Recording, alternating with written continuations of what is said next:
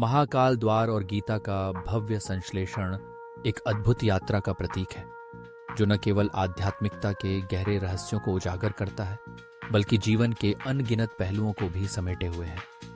जब हम महाकुंभ की जीवंतता में प्रवेश करते हैं, तो यह अनुभव एक अद्वितीय उत्सव की तरह होता है, जहां हर व्यक्ति अपने भीतर के ज्ञान और भक्ति को खोजने की कोशिश करता है। यह एक ऐसा क्षण है जब हम अपने अस्तित्व के अर्थ को समझने के लिए एक साथ आते हैं, और गीता की शिक्षाएं हमें इस दिशा में मार्गदर्शन करती हैं। महाकुंभ के संगम पर 3 पवित्र नदियों का मिलन एक अद्भुत दृश्य प्रस्तुत करता है। गंगा, यमुना और सरस्वती का संगम न केवल भौगोलिक दृष्टि से महत्वपूर्ण है, बल्कि यह आध्यात्मिकता का भी प्रतीक है। जैसे ही हम इन नदियों के संगम में प्रवेश करते हैं, हम एक अदृश्य धागे से जुड़े हुए महसूस करते हैं, जो हमें सभी जीवों से जोड़ता है। ये एकता का एहसास हमें अपने भीतर के ज्ञान की ओर ले जाता है, जो गीता में निहित है। महाकाल द्वार, जो भगवान शिव को समर्पित है, हमें विनाश और पुनर्जन्म के चक्र का अनुभव कराता है। ये द्वार केवल एक भौतिक संरचना नहीं है, बल्कि यह एक प्रतीक है उस ज्ञान का जो हमें जीवन के अनंत चक्रों को समझने में मदद करता है। जैसे ही हम इस द्वार से गुजरते हैं, हम एक नई दृष्टि के साथ अपने अनुभवों को देखते हैं।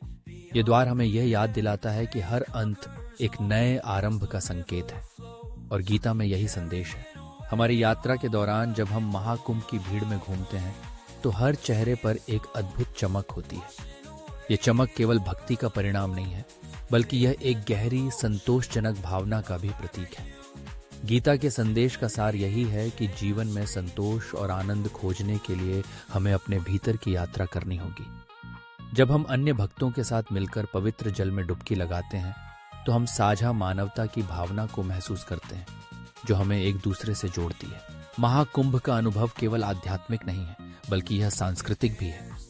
रंग बिरंगे स्ट्रीट फूड स्टॉल, हस्तशिल्प और धार्मिक कलाकृतियों से भरे बाजार हमारी यात्रा को और भी जीवंत बनाते हैं। जब हम स्थानीय व्यंजनों का स्वाद लेते हैं, तो यह अनुभव हमें यह याद दिलाता है कि गीता का ज्ञान केवल शास्त्रों में नहीं, बल्कि हमारे दैनिक जीवन में भी प्रकट होता है। ये हमें सिखाता है कि हर अनुभव, चाहे वह भौतिक हो या आध्यात्मिक, एक महत्वपूर्ण पाठ है। जैसे ही रात का अंधेरा छाता है, महाकुंभ का मैदान सुनहरी रोशनी से जगमगाने लगता है। यह दृश्य हमें एक अद्भुत अनुभव का एहसास कराता है, जहां हम महाकाल द्वार के पास खड़े होकर अपने भीतर की यात्रा की गहराई में उतरते हैं। कृष्ण का दिव्य रूप हमारे सामने प्रकट होता है, और उनकी आंखों में ज्ञान और करुणा की चमक होती है। उनकी उपस्थिति हमें यह एहसास कराती है कि गीता का ज्ञान हमारे जीवन का एक अभिन्न हिस्सा है, जो हमें सही मार्ग पर चलने के लिए प्रेरित करता है। कृष्ण की बातें हमें यह समझाती हैं कि गीता केवल एक ग्रंथ नहीं है, बल्कि यह जीवन का एक मार्गदर्शक है। उन्होंने हमें बताया कि जीवन में संघर्ष, ज्ञान और प्रेम का एक अद्वितीय मिश्रण है। यह समझ हमें अपने जीवन के अनुभवों को एक नई दृष्टि से देखने में मदद करती है।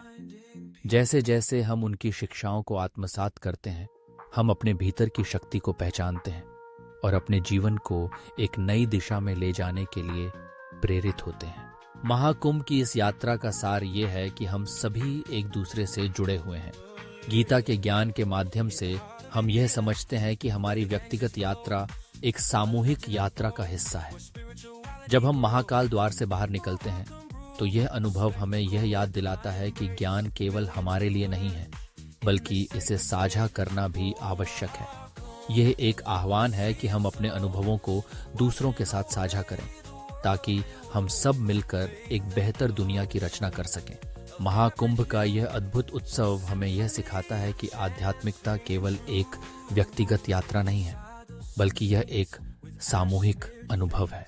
जब हम सभी एक साथ मिलकर इस यात्रा का हिस्सा बनते हैं, तो हम अपने भीतर के ज्ञान को साझा करते हैं और एक दूसरे के अनुभवों से सीखते हैं।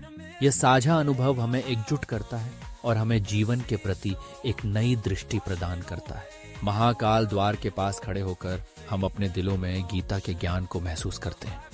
यह ज्ञान हमें न केवल जीवन की चुनौतियों को स्वीकार करने की प्रेरणा देता है, बल्कि हमें प्रेम और करुणा के साथ जीने की भी सलाह देता है। जैसे ही हम महाकुंभ की जीवंत टेपेस्ट्री में वापस लौटते हैं, हम अपने भीतर के ज्ञान को जीने के लिए तैयार होते हैं और यह समझते हैं कि यह यात्रा केवल एक शुरुआत है, न कि एक अंत।